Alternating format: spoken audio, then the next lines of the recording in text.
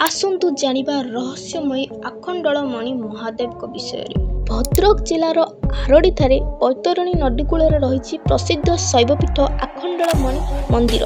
तत्कालीन जमीदार नीलाद्री समर सिंह दिने निज जमी रे अनंत नामक जड़े हलुआ को निर्देश देते चाष करने। अनंत हल कर समय हठात लंगल मुन्नटी माटी तले थिबा वस्तुरे बाजिगला। अनंत से वस्तु चारिपाखु माटी आड़े देले।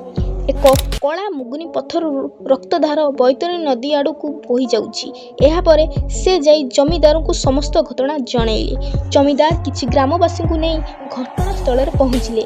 सेतेबेले आहारड़ी करी बाबा आखंडलमणि शिवलिंग रूप में विद्यमान हेले।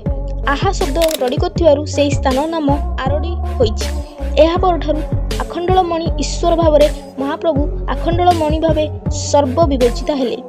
जय आखंडलमणि बाबा, जय हिंद।